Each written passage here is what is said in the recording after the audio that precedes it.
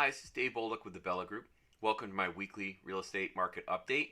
Today is August 12th, and we're going to talk about the inventory being way up in the real estate market and housing prices coming down. Or at least that's what everybody's saying, and the articles are saying, and the YouTube videos are saying. I disagree. I don't see it happening, and I want to tell you why. So before we jump into that, YouTube algorithm, please like if you're getting some value from my videos. Subscribe and ring the notification bell so you can get future videos and stay in touch with what's going on in the real estate market here in Connecticut.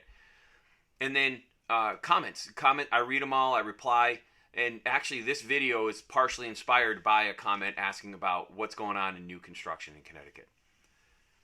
So the market, 6,506 active houses right now, which is a pretty low number.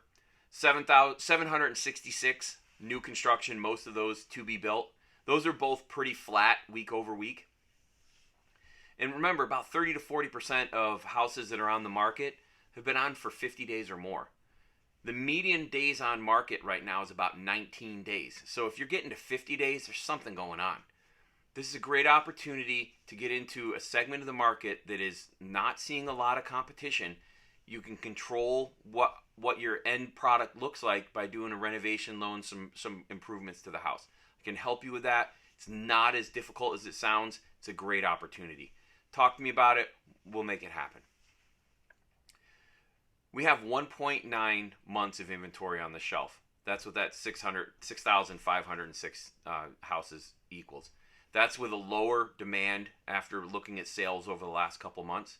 So we're still in a very, very strong seller's market. I get a lot of discussion, a lot of questions about the market, and like I said, there's videos and articles. Inventory's going through the roof, and prices are going to be falling.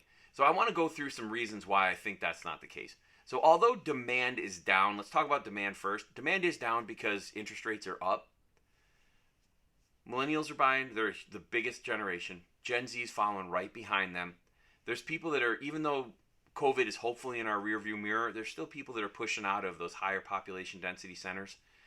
And we haven't built as many houses, and so the supply's down. So I think it's a supply and demand thing. I talked about the demand side of it. I don't have any slides for that right now, although I've done other slides. But let's talk about the supply side. So the first source of supply that people talk about, jump on right away, is foreclosures. We're going to have this big rash of foreclosures. In 2020, people were talking about we were going to get wiped out with foreclosures, and we were not. Why? There was a forbearance program that was very effective. I've done some videos on that. I'll put some links in the description so you can check out and learn what the forbearance process was and how it played out. This chart here is showing that foreclosures were going at a pretty decent rate, $300-400 a month. Then the moratorium was put in place in March of 2020, went down to basically zero. I think the few that are in there were ones that were already in process or something. And that lasted about 18 months until July of 2021, July 31st. And then foreclosures were opened up again. Foreclosures in Connecticut usually take about 6 months to get done. We should have expected from July 31st on to maybe February, we'd start getting a pop as everything started to flow out, maybe a few before that, but really getting going. Well, this goes to July 31st of 2022, and it's pretty flat at almost none. Maybe like 40 or 50. So it's a very, very low number. We're not going to see a lot of foreclosures, and there's really no reason. Equity's very high. The forbearance process was very effective. So that's foreclosures, I think. New construction. New construction, this slide goes back to 1990. You can see there's a lot, 600, 700, 800 per month. And then after 2008, it dropped down to around 200. We're still around 200. And this chart goes up till the end of June of 2022. So this is as updated as I can get it. And we're still very low on the new construction. And so that's going to be another one that's not really a real source for a big push of inventory. This chart, although it's a little busy, I'm putting it in here for two reasons. The first reason is all those lines down way at the bottom, that's the foreclosures and that's the new construction. That's how small they are compared to new listings for existing homes being sold. It's almost not detectable. The green line is new listings. It's very wavy up and down. It's cyclical. Lot of new listings in the summer, not very many in the winter. So up and down. And you can see it's throughout time, it's very consistent. About 5,000 per month. You can see the orange. The orange is the number of houses on the market. Back in 2003, 2004, there's about 12,000, 13,000 houses. Jumped way up to over 30,000 houses. That was in 2007, 2008 when the big crash occurred, right? And then we stayed there for a very long time. And you'll notice that prices were climbing. They topped out, and then all of a sudden they dropped off, and they stayed flat.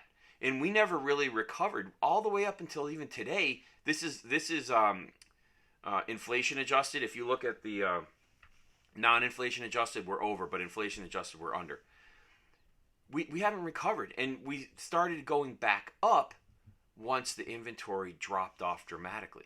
So this is a supply and demand play. This is purely what this is. This chart shows from 2001 to today. During that 20 odd years, if interest rates have been all over the place. And if you were to put that in here, there would have been up and down. But what's really driving it is supply and demand.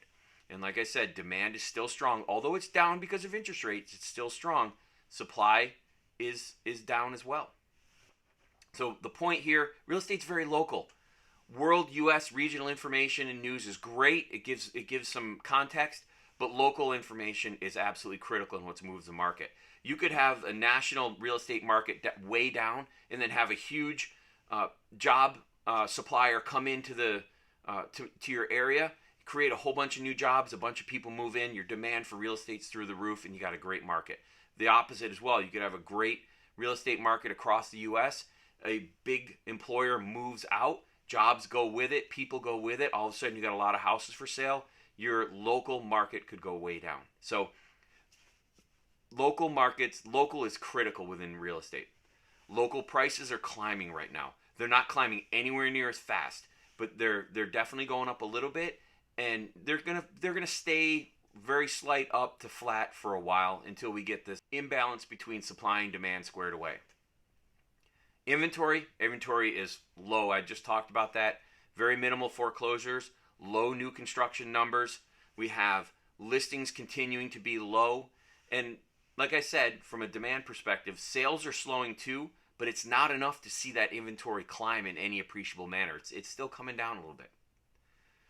So, summarize, sellers, still a great time to sell. Over the last 2 weeks, I've had 5 different instances where buyers have been involved in making offers on houses, multiple offer situation. All the houses went over asking. So it still happens. There were very nice houses, though. That's the key. Buyers, get pre-qualified and stay close to your lender as mortgage rates change. If you're open to doing upgrades and renovation, it's a great opportunity to get into that lower competition area. And if you want the perfect house, high competition, I'm telling you. Be prepared to move quickly and be ready to fight for it. Going into the primary mortgage market survey, 5.22 up from 4.99. I think it's mostly related to the really strong jobs report a week ago, like unexpectedly strong. People are pricing in, the market is pricing in the Fed's looking at that jobs report and saying, oh, the economy's stronger than we thought. We can put a lot more pressure on it. We can raise interest rates more to fight inflation. So people are thinking interest rates are going to come up. The CPI numbers this week were pretty favorable, were better than expected. Didn't make too much difference on the interest rates. We'll see as more data comes out. And I want to wrap up with this. The current rate's 5.22. It's not as good as it was just a couple months ago, a year ago, but it's still way better than what we've seen over the last 50 years. So just keep that in mind. Real estate is not a short-term flip. Real estate is a long-term play. Hopefully you guys got some information out of it. There's some good information out of this. If you did, please let me know. Enjoy the weekend as it cools off, and hopefully the humidity stays away.